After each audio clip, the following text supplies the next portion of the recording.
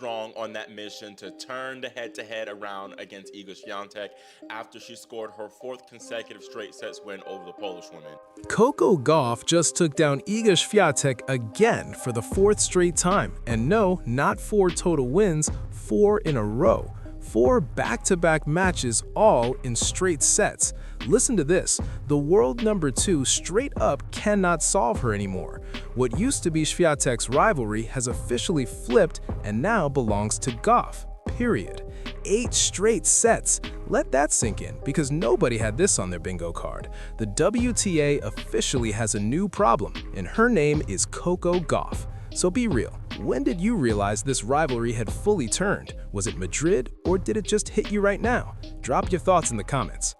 Is the first woman to win 8 straight sets against Iga Świątek. She defeated the Polish woman 6-4, 6-2 in the United Cup semifinal tie. This was a must-win match for Gauff after Hubert Hurkacz took down Taylor Fritz in 2 sets. Coco Gauff is officially living rent-free in Iga Świątek's head. And let's be real, there's no other way to frame it. The United Cup semifinal was supposed to be the moment to stop the bleeding, to finally snap this ugly losing streak against someone she used to control. Instead, hold up, Gauff ran her over 6-4, 6-2 in what might honestly rank as a top 5 performance of her entire career. Let's pause and put this into proper perspective. Świątek won 11 of the first 12 matches against Gauff. Read that again, 11 out of 12. That's dominance, that's ownership, that's "this is my matchup and you don't belong here" territory. But something shifted after Madrid, and that shift turned into everything. Since then, Świątek has dropped 4 straight matches to Gauff, every single one in straight sets. That's 8 consecutive sets gone. 8. A multiple-time Grand Slam champion and former world number 1 now can't take a single set off Coco Gauff anymore. Just how much this rivalry has changed in Coco's favor. It's 100% officially changed in her favor, in my opinion. It really changed after Madrid, if we're being totally honest, but this 1000% confirmed it. The match opened with Swiatek doing exactly what she was supposed to do. She came out swinging, created 4 breakpoints in the very first game, went up to love 40, and even earned another look after that. Listen to this. This was her window to seize control, to shake Gauff early, to remind her who once ran this rivalry. And then everything flipped. Gauff erased all 4 breakpoints and held serve. That single hold might have been the most pivotal game of the entire match, because from that moment on, the script completely changed. Instead of Świątek riding confidence and momentum, she was left staring into space like, how did that just slip away? And Gauff? She took that survival moment and turned it into straight-up aggression. She stepped forward immediately, broke serve twice, and jumped out to a 4-1 lead in the opening set. Świątek did manage to fight back and level things at 4-all, giving us flashes of the player who used to dominate this matchup. During that 3-game stretch, she finally started doing what she should have been doing all along. She drove returns hard through the middle, cutting off Gauff's angles. She redirected the backhand up the line with purpose. She committed to backhand exchanges and used her court-opening ability. But here's the issue. She couldn't keep it going. She reverted right back to the losing formula of trading forehands with Gauff, and that's a battle she simply does not win anymore. Gauff's forehand has improved to the point where it's now steadier and more dependable than Świątek's. That's not shade, that's just the truth. Świątek's forehand is leaking errors all over the place these days. Meanwhile, Gauff's forehand is a weapon she trusts when it matters most. Then came the second set, and girl, it was a masterclass. Gauff sprinted out to a 5-0 lead, playing some of the cleanest tennis of her career. Her ball striking was unreal. She was unloading on forehands with pace and weight, accelerating through the contact point effortlessly. She ended the match with 8 forehand winners and 0 off the backhand, and that stat tells the whole story. The game plan was clear. She targeted Świątek's forehand relentlessly and forced mistake after mistake. There was one moment in the second set that summed up Świątek's mental state perfectly. At love 30 in the second game, Gauff floated a defensive chip forehand back. Instead of attacking it out of the air, Świątek let it drop and missed the forehand completely. That hesitation, that split-second doubt, said everything. That's when you could see it. She's lost her aura against Gauff. She used to dictate points and impose her will. Now she's reacting, second-guessing, and playing unsure.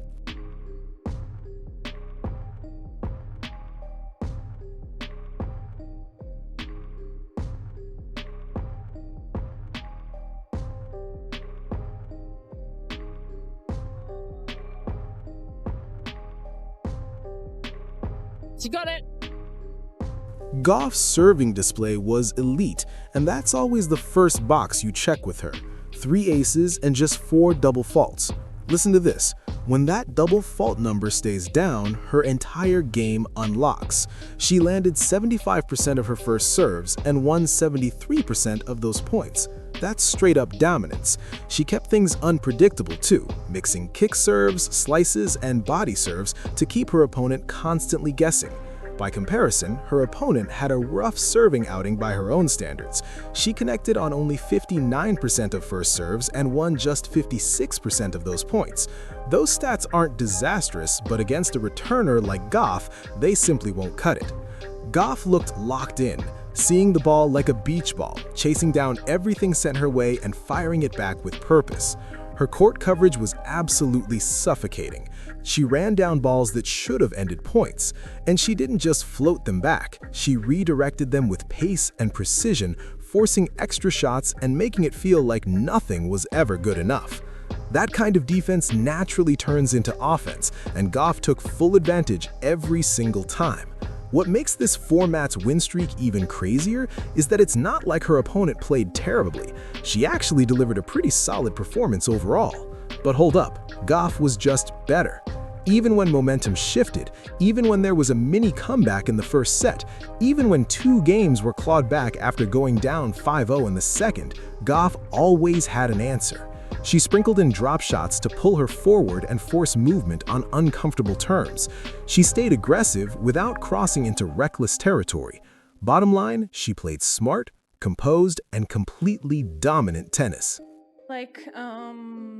Coco has improved stuff, it's quite visible. The matches that we played a couple years back where most of them were kind of one-sided. So, yeah, I feel like that's it, She's also growing in age, more experienced as well. So,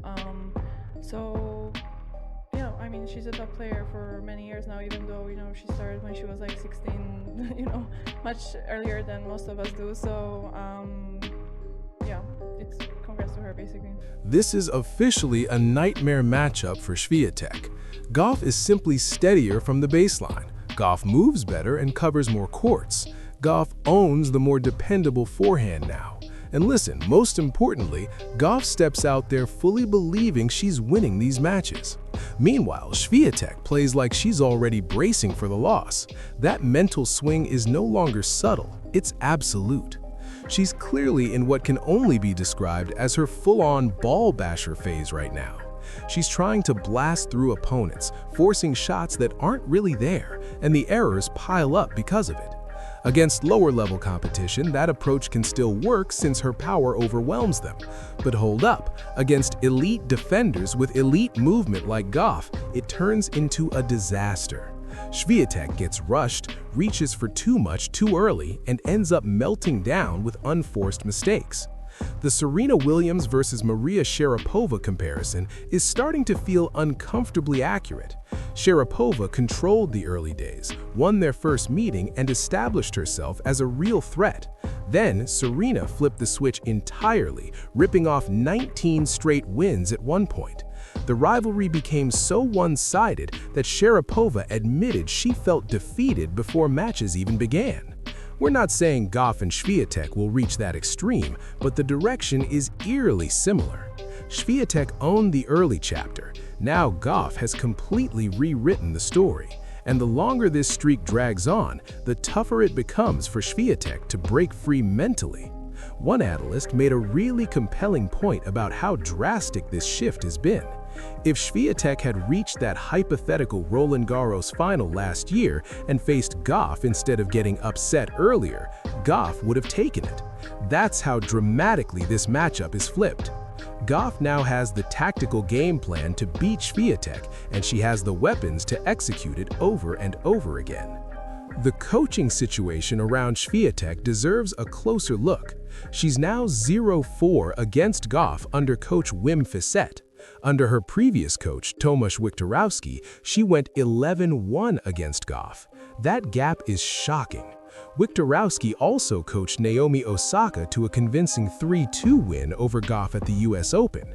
Say whatever you want about strategy and preparation, but he clearly knew how to get players ready to beat Gauff. Fissette is an accomplished coach with a strong resume, but the results against Gauff speak loudly and clearly. Something clearly isn't clicking right now. Whether it's the game plan, the mental prep, or just the natural evolution of both players, she's not getting the solutions she needs from her current coaching setup in this matchup. And that leads to the bigger red flag for Świątek, her results against top 10 players. She's now dropped 5 of her last 6 matches against top 10 competition. Listen, that's not a hiccup, that's a trend. She still steamrolls lower-ranked opponents, wiping the floor with anyone outside the elite tier. But hold up, let's circle back to the real storyline here. Coco Gauff has completely flipped her rivalry with Iga Świątek. She's now won 4 straight matches. All 4 have been straight-set wins, and she's done it by fixing every part of her game that Świątek used to target. The forehand is no longer a weakness. The serve is steadier and more dependable. The confidence is off the charts. And most importantly, Gauff now steps on the court expecting to win. Meanwhile, Świątek looks like she's lost her edge against Gauff. The aura is gone. The intimidation is gone. The tactical advantage is gone. And until real changes happen, whether that's coaching, strategy, or mindset, this trend isn't slowing down.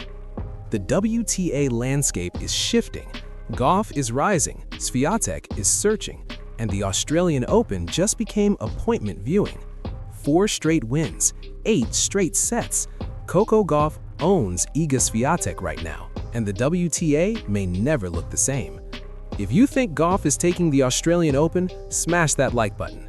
If you believe Świątek can flip the script in Melbourne, hit subscribe, and let's see if she proves us wrong. Either way, this rivalry just turned into must-watch television. But when she faces the very best, she suddenly looks ordinary. And for someone with her talent and resume, ordinary just doesn't cut it. The biggest problem is inconsistency. Świątek will rip off a few jaw-dropping points that remind you she's a generational talent, then turn around and dump a routine forehand for no reason at all. Against elite opponents, she can't seem to string together 3 clean points in a row. If you're on the other side of the net, the strategy is simple. Survive the burst because the mistakes are coming. That wasn't the case a year ago when Świątek was operating at her peak. Now there's a real debate brewing about whether this is just a temporary dip or if the tour has started to crack the code. Honestly, it might be a little of both. At the very top of women's tennis, the margins are razor thin. When Świątek was at her absolute best, she overwhelmed players with relentless consistency and controlled power. But now that opponents have studied her patterns and raised their own levels, those cracks are harder to hide. The silver lining for Świątek is that her United Cup run isn't finished. Poland still took the semifinal tie 2-1 despite her loss to Gauff. Hubert Hurkacz handled Taylor Fritz in straight sets, which wasn't shocking given Fritz's struggles throughout the tournament. Then the Polish mixed doubles team of Jan Zielinski and Katarina Pinter edged Gauff and Christian Harrison in 2 tight tiebreaks. That mixed doubles match was brutal for Team USA. They had a set point in the first set. They served for the second set twice and even held 2 set points at 6-5. But they couldn't finish, and Poland simply executed better when it mattered most. Gauff should still walk away extremely proud of her tournament. After a shaky opening match against Yulia Putintseva, she flipped the switch completely and played some of the best tennis of her career. She's now firmly planted in the top 3 contender conversation heading into the Australian Open. Just a week ago, people were questioning whether she even belonged in the title discussion. Now, after dismantling Świątek and sustaining this level, she's right there with Sabalenka and maybe even Świątek as one of the players everyone will be chasing in Melbourne. Poland is set to meet Switzerland in the United Cup final. And listen to this, Belinda Bencic has been flat out carrying Switzerland on her back. She's a perfect 8-0 across singles and mixed doubles. That means she's responsible for 68.8% of Switzerland's total match wins since the United Cup launched in 2023. That's not support, that's a one-woman operation. She just outlasted Elise Mertens 6-3, 4-6, 7-6, 6 in a thriller that's already in the conversation for Match of the Year. As for the Poland-Switzerland final, the prediction here is a Poland sweep. Świątek leads Bencic 5-1 head-to-head, and Herkazach should be a clear favorite over Stan Wawrinka. Bencic has logged a ton of tennis this week, and eventually that mileage matters. Poland simply brings more firepower from top to bottom.